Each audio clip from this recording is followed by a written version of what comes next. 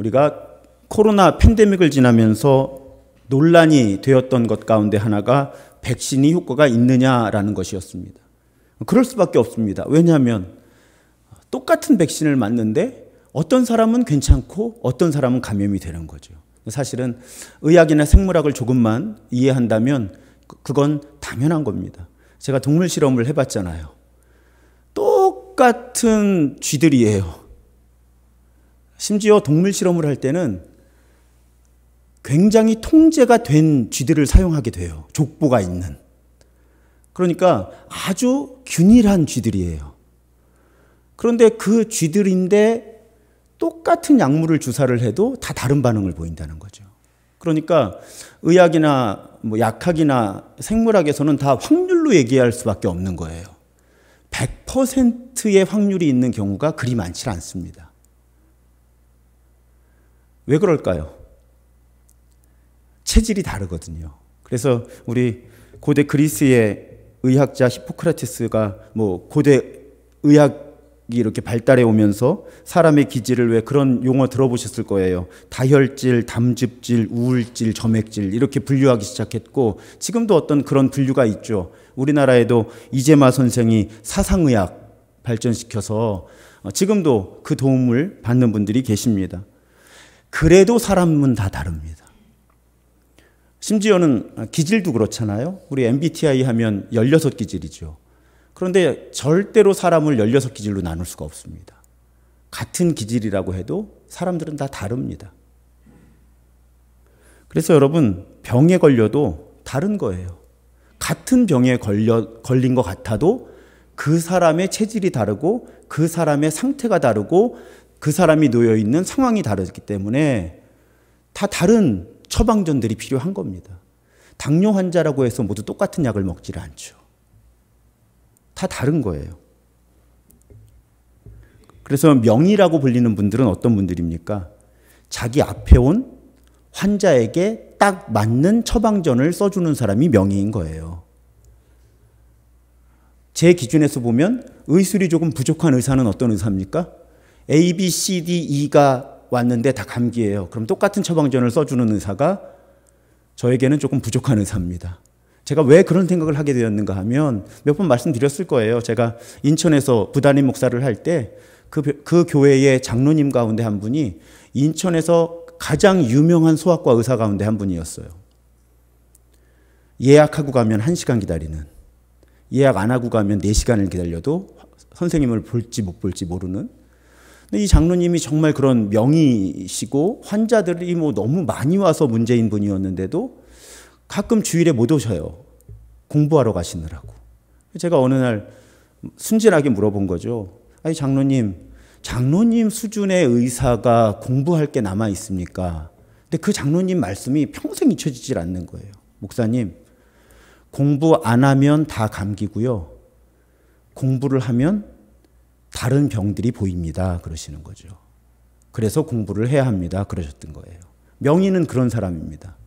명의가 아닌 의사가 보면 다 감기인데 명의는 그 가운데 다른 것들을 찾아낼 수 있는 사람들인 거죠. 그리고 그 상황과 그 상태, 그 사람에 딱 맞는 처방전을 써줄 수 있는 사람이 명의죠.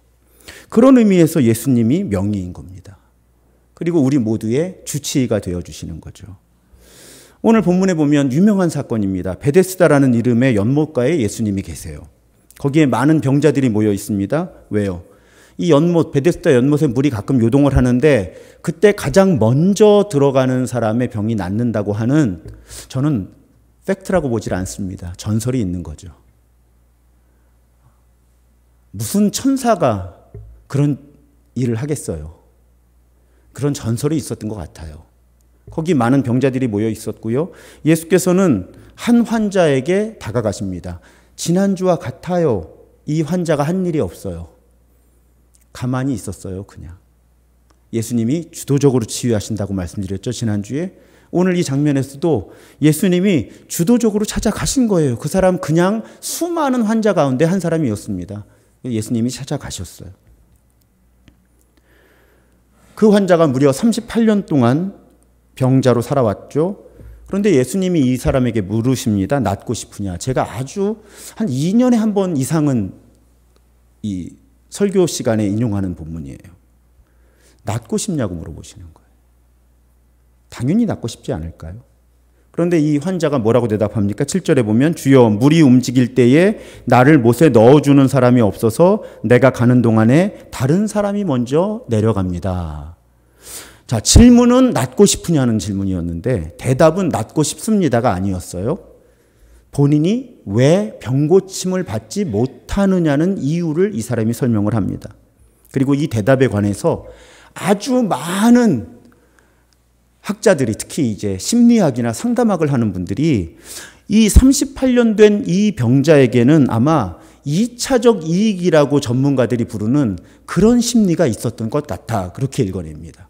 이건 기독교 영성을 하는 분의 책을 봐도 그렇고 상담학을 하는 분들의 해석을 봐도 그런 거예요. 그럼 2차적 이익이 뭐냐? 제가 상담학 사전을 찾아봤습니다. 그랬더니 2차적 이익이라고 하는 건 어떤 장애를 가짐으로써 얻는 특별한 배려나 기타 이익을 2차적 이익이라고 말한다는 거예요. 내가 아파서 얻는 이익. 자, 얼핏 들으면 아니 아픈 사람이 무슨 이익이 있나 하는데 제가 몸살이 나면 설거지를 안 해도 됩니다. 그게 2차적인 이익인 거예요. 몸살이 난 건 문제예요. 그런데 2차적인 이익이 있다는 거예요. 제가 가사 분담을 평소처럼 안 해도 되는 거죠. 여러분, 이 심리가 사람들마다 있다는 거예요. 그래서 큰 병에 걸렸거나 중증 장애가 있는 사람, 활동하기 어렵잖아요. 그러니까 처음에는 고통스러운 거예요. 그런데 그 시간이 길어지면 그냥 그 상태에 적응을 하고 그 상태가 편안해지는 거죠. 그런 예 가운데 하나가, 저도 그 이야기를 듣고 깜짝 놀랐어요. 한 20년 전의 이야기예요. 노숙자들이 많은 지역의 교회가 이제 노숙자들이 찾아오거든요. 교회에 좀 도움을 요청하는 거죠. 그러면 이제 1,000원도 드리고 그 당시에 이제 이렇게 드렸던 거예요. 그러다가 그 교회가 좋은 생각을 한 거죠. 차라리 이렇게 돈을 드리지 말고 일을 할 수 있는 기회를 드리자. 그래서 교회 청소를 노숙자가 찾아오면 자, 30분 동안 요만큼 청소하시면 얼마를 드리겠습니다. 이렇게. 좋은 생각 같죠, 여러분? 그렇게 일을 하는 노숙자가 거의 없었다는 거죠. 욕을 하고 갔다는 거예요. 이해가 되질 않잖아요. 내가 노숙자로 살고 있는데 지금 정당하게 일을 해서 노동을 해서 돈을 벌 수 있는 기회가 주어졌는데 싫은 거예요. 왜? 나는 노숙자니까. 일을 안 해도 되는 사람이니까. 2차적인 이익이 적응이 된 거죠. 이 상담학 사전에 보니까 이런 사례도 있더라고요. 여러분, 우리 가정에서 있을 수 있는 일인 것 같아요. 어떤 어린이가 있어요. 엄마가 놀이터로 데리고 나가서 계속 놀아주는 거예요. 그런데 그러다가 엄마가 직장을 다니게 된 거죠. 그러니까 이 아이와 시간을 보낼 수 없게 된 거예요. 그래서 이 아이가 스트레스를 받게 된 거죠. 그 스트레스가 비염으로 온 거예요. 근데 비염이 심해지니까 어떻게 해요? 엄마가 출근을 하지 못하거나 출근했다가도 와서 병원에도 데려가주고 맛있는 것도 챙겨주고 놀아주는 거예요. 그러니까 이 아이는 지금 스트레스 때문에 비염이 생겼는데 그 비염이 주는 2차적인 이익이 오히려 큰 거죠. 내가 계속 아팠으면 좋겠다. 내가 아프면 엄마가 계속 나와 같이 시간을 보내주는구나. 이런 심리가 2차적 이익이라고 하는 것입니다. 근데 오늘 예수님 이 38년 된 병자와 대화를 하시는데 힌트가 있어요. 병이 벌써 오래된 줄을 아시고, 벌써 이 요한복음의 저자가 그걸 적어준 거죠. 병이 벌써 오래된 줄을 아시고, 병이 오래되면 이런 2차적 이익에 대한 심리가 지배를 해서 병에서 고침받고 싶은 그 욕구가 줄어들 수 있다는 거죠. 그리고 실제로 이 환자는 고침받지 못하는 이유를 합리적으로 설명을 하는 거죠, 본인이. 낫고 싶다고 얘기를 하지 않는 거예요. 내가 이 상태로 살아갈 수밖에 없습니다. 라고 지금 예수님께 말씀을 드리고 있다는 것입니다. 그렇게 해명을 하고 있는 거예요. 본인은 이렇게 살아갈 수밖에 없다. 우리에게도 이런 심리가 있다는 거죠. 어떤 문제가 오래 지속되면 표면적으로는 당연히 그 병에서 나음을 입고 싶고 내 삶의 형편이 더 좋아지기를 바란다라고 말은 하는데 사실은 우리 마음 깊은 곳에서는 그냥 현상을 유지하면서 지금의 모습대로 살아가는 것이 나에게 변화가 일어나는 것보다 더 편안한 그런 영역이 우리에게 존재할 수 있다는 거예요. 그래서 뭐 2차적 이익까지는 아니더라도 내가 고침받는 법을 알아요. 적어도 증상을 완화시키거나 문제를 더 긍정적으로 바꿀 수 있는 방법을 알면서도 그렇게 하지 않는 거예요. 그리고 그렇게 할 수 없다고 주장을 하는 거죠. 끊임없이 자신을 합리화시키는 거예요. 나는 이렇게 살아갈 수밖에 없다. 이 대목에 이르면 또 잊혀지지 않는 어릴 때 제가 20대 중반에 처음 전도사로 섬겼던 교회가 만나교회였어요. 분당에. 그때 이제 만나교회를 개척하신 김우영 목사님이 담임 목회를 하고 계실 때인데 그 김우영 목사님이 언어의 마술사였어요. 20대 중반의 저에게는. 지금 생각해도 그래요. 어쩌면 그렇게 개념들을 잘 연결하시고 좋은 문장들을 정말 많이 만들어 주셨거든요. 근데 그 가운데 잊혀지지 않는 표현 가운데 하나가 이런 상황이에요. 예를 들면 집회를 하는데 사람들이 너무 안 나와요. 지금에야 우리가 온라인을 병행하니까 지금 23분이 온라인으로 들어와 계시거든요. 그럼 저는 이제 여기 계신 분들과 23분이 적어도 실시간으로 지금 함께 예배를 하고 있는 거고 아마 내일쯤 되면 한 100명쯤 되는 분들이 실시간이 아니지만 이 예배를 함께 드리실 거예요. 그런데 그때는 이제 그런 게 없었으니까 90년대 중반이었으니까요. 사람이 안 오고 왜 횡하면 이렇게 마음들이 좀 그렇잖아요. 근데 그때 김우영 목사님이 자주 그런 말씀하셨어요. 여러분 여기 빈자리가 많죠. 여기 사람들이 왜 이렇게 안 나온 줄 아세요? 그럼 이제 사람들 어느 정도 한 만나교회를 한 2, 3년 출석한 사람들은 답을 알지만 그래도 재밌어요. 이렇게 그냥 모른 척 하는 거죠. 다. 그러면 김우영 목사님이 그런 말씀을 하셨어요. 그 사람들이 다 은혜 받을까 봐 무서워서 못 나오는 거라고. 은혜 받을까 봐 무서워서. 근데 여러분 어릴 때는 그냥 우스갯소리라고 생각을 했는데 제가 목회를 하다 보니까 정말 은혜 받을까 봐 무서워서 집회를 안 나오시는 분들이 꽤 많이 계세요. 혹시 집회 갔다가 혹시 성경 공부하다가 내가 이상해질까 봐 지금 너무너무 내가 편안하게 살고 있는데 내가 광신도가 될까 봐 은혜 받으면 교회도 더 자주 가게 되고 성경 공부도 더 열심히 하게 되고 없는 형편에 막 헌금도 더 하게 될까 봐 은혜 받을까 봐 무서워서 그래서 집회에 참여하지 못하거나 뭐 성경 공부에 참여하지 못하거나 하는 분들이 실제로 계세요. 우리 교회에도 계세요. 주로 남자분들이 그렇습니다. 주로. 바로 그런 마음이에요. 정도의 차이가 있고 종류의 차이가 있지 그게 내 몸과 마음의 건강일 수도 있고 심지어는 지금 말씀드린 것처럼 은혜를 받고 더 성숙한 그리스도인이 되는 영적인 여정의 과정이 될 수도 있지만 어떤 영역이든 간에 우리에게는 더 나은 상태로 가기보다는 그냥 현실에 안주하고 싶은 마음이 있다는 거죠. 오늘 이 본문은 우리에게 그런 부분이 없는가를 한번 생각해 보도록 우리를 안내합니다.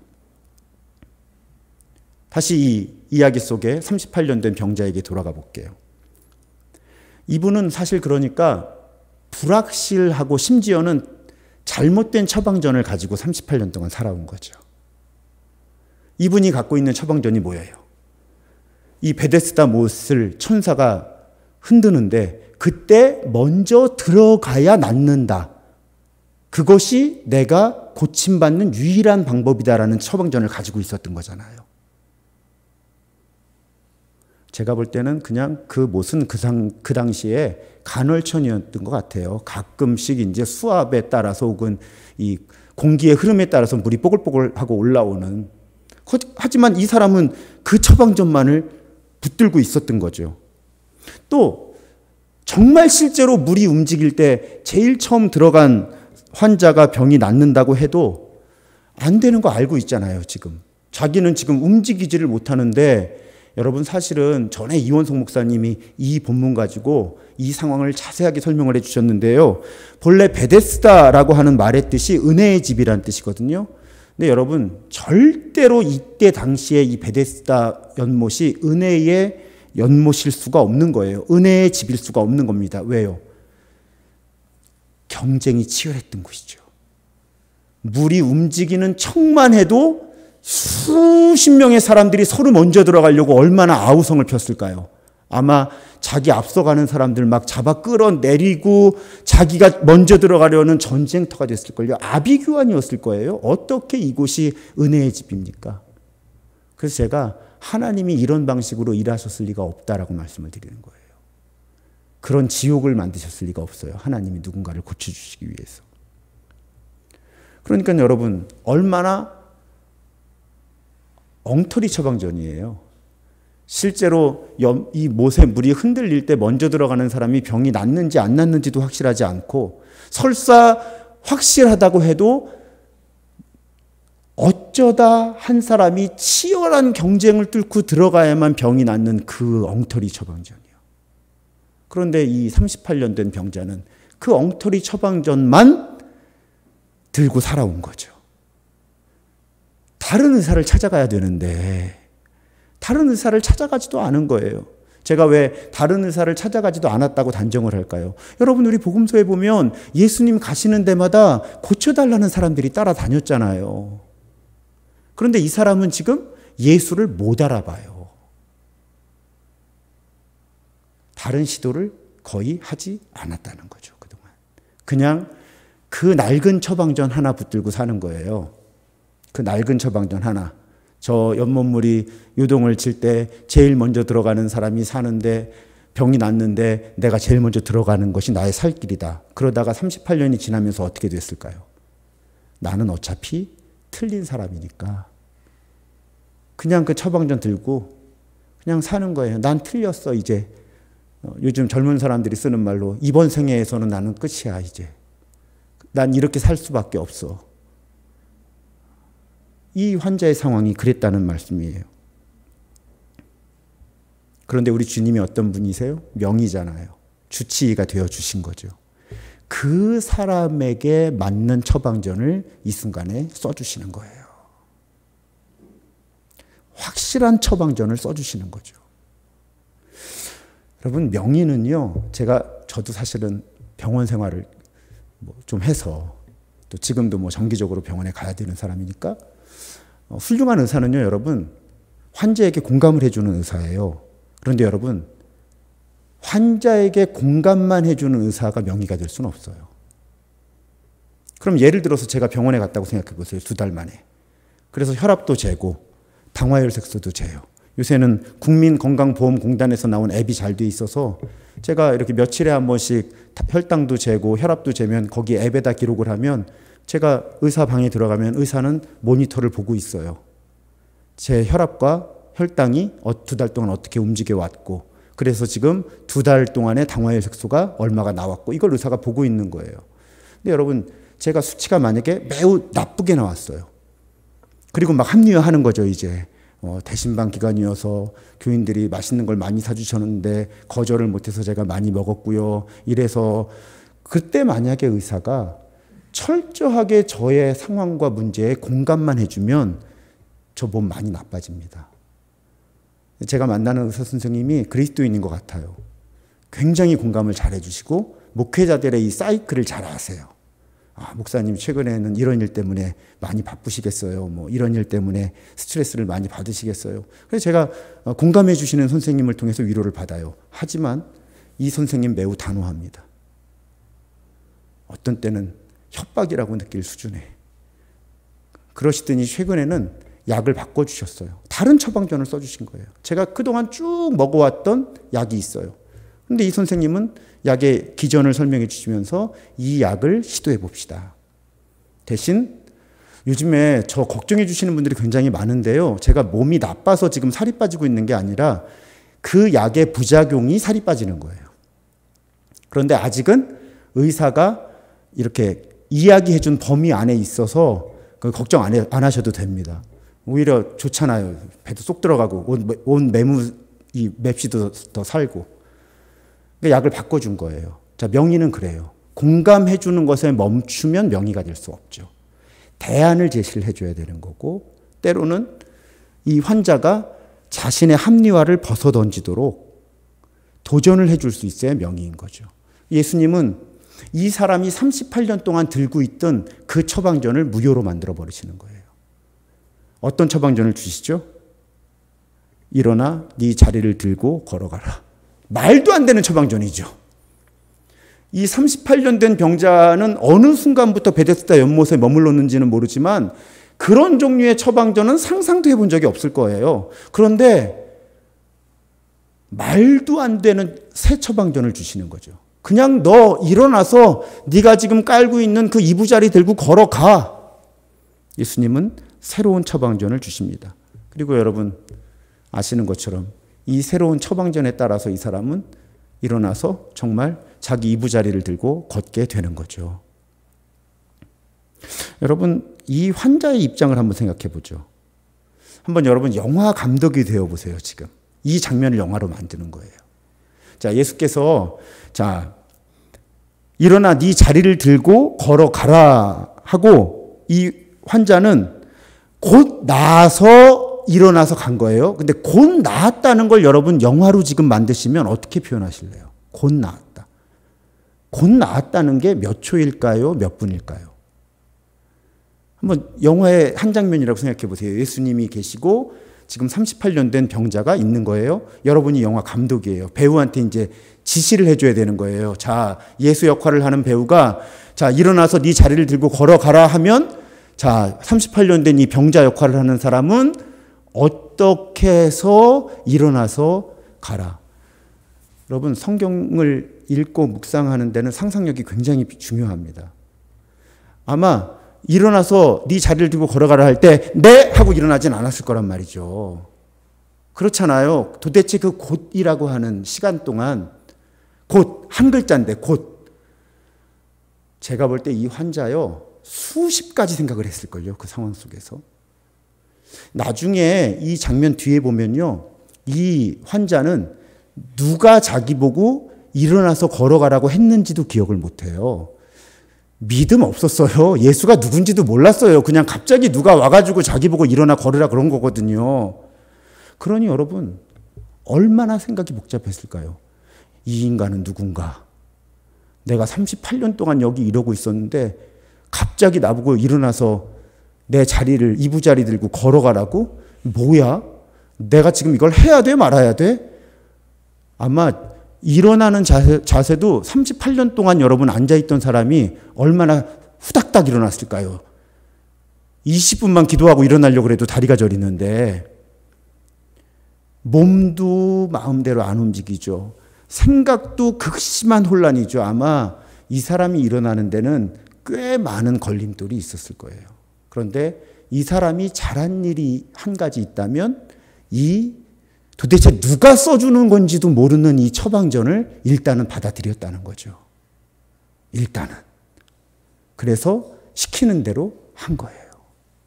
그것이 이 환자가 잘한 유일한 부분입니다. 그래서 여러분, 이 환자는 새로운 처방전을 받아서 그 처방전대로 했더니 문제가 극복이 된 거예요. 전혀 다른 각도에서. 그동안 다른 대안이 없다고 믿었는데. 그래서 지금 이 사람의 질문에 대해서도 아이고 내가 저 물이 움직인 다음에 제일 먼저 들어가야만 병이 낫는데 나를 데리고 들어갈 사람이 없어서 내가 이러고 사는 겁니다라고 얘기를 했는데 지금 전혀 다른 종류의 처방전, 그냥 일어나서 걸어가. 그 처방전을 붙드는 순간 이 사람에게 살 길이 열렸다는 거죠. 여러분, 이 사람은 다른 사람들이 자신을 옮겨줄 때까지 기다릴 필요도 없었고 기다려서도 안 되는 사람이었던 거죠. 그냥 예수님이 필요했던 사람인 거예요. 그리고 예수님이 너 나았다라고 선언해 주시는 그 처방전이 필요했을 뿐이에요. 일어나서 걸어가라 하는 처방전. 여러분, 우리 각자 오늘 이 말씀 속에서 어떤 깨달음을 얻을 수 있을까요? 아까 말씀드린 것처럼 오늘 우리에게도 오래 지속되어 온 여러 문제들이 있을 수 있어요. 몸과 마음의 병일 수도 있고요.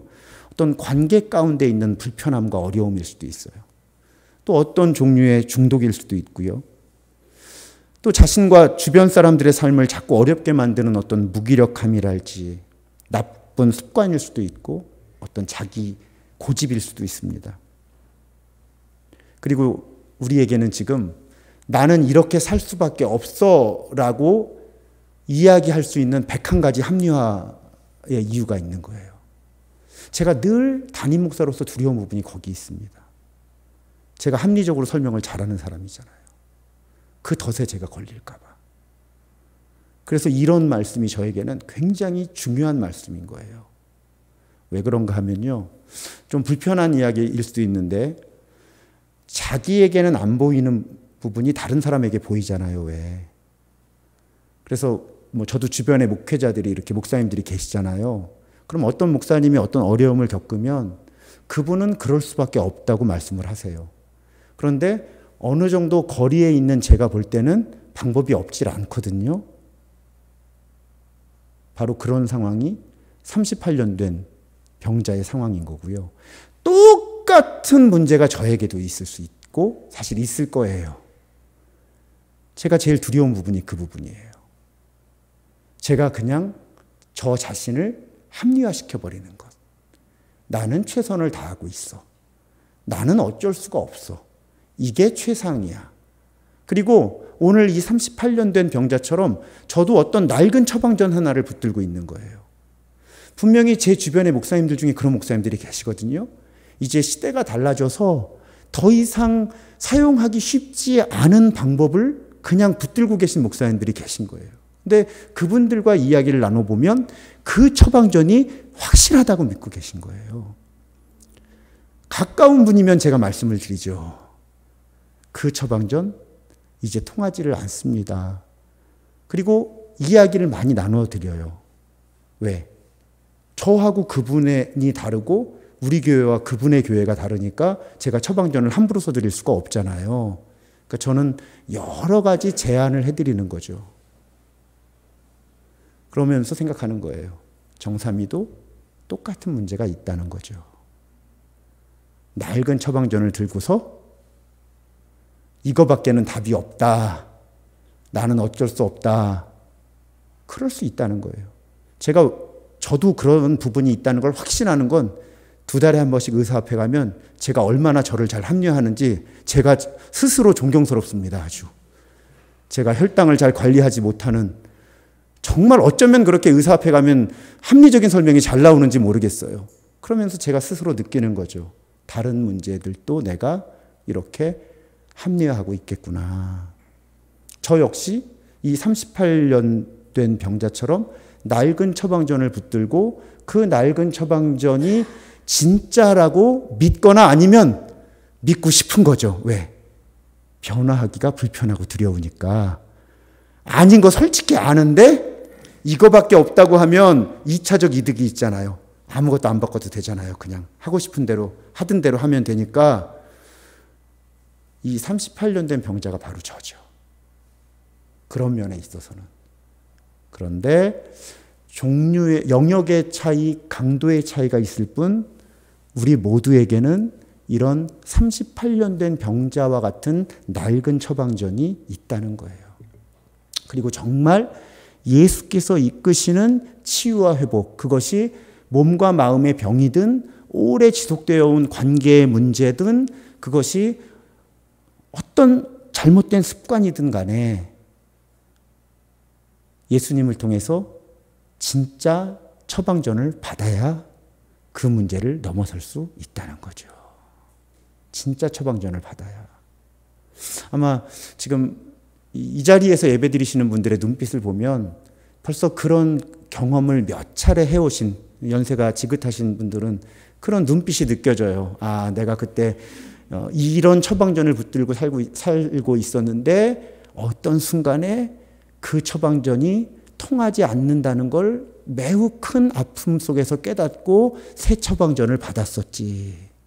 그리고 또 살아가다가 그 처방전이 궁극적인 것인 줄 알았는데 또 그 처방전이 낡아서 더 이상 통하지 않는다는 걸 깨닫고 또 다른 처방전을 받았었지. 아마 그런 경험들이 어느 정도씩 있으신 것 같아요. 눈빛에.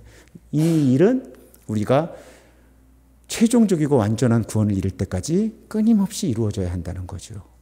제가 약 한 달쯤 있다 의사 앞에 갈 거예요.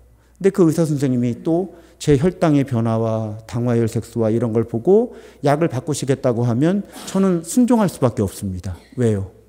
제가 제 약을 결정할 만큼의 실력이 없거든요. 능력이 없거든요. 그냥 제 주치의 선생님을 믿고 그분이 처방해 주시는 처방전을 들고 약국에 가서 그 약을 받아다가 성실하게 딴 생각하지 말고 먹는 길이 저의 살 길이에요. 단순하잖아요. 명의를 만나면 복잡하게 생각하고 설명할 필요가 없다는 거죠. 그 명의가 처방해 주는 처방전 들고 약국에 가서 약사가 주는 약 받아서 그냥 하루 3번 먹으라 그러면 3번 먹고 한 번 먹으라 그러면 한 번 먹으면 되는 거예요. 병을 오래 제가 이렇게 가지고 살면서 확신하게 되는 건 좋은 의사가 하라는 대로 하면 반드시 혈압과 혈당은 조정이 됩니다. 단순하더라고요.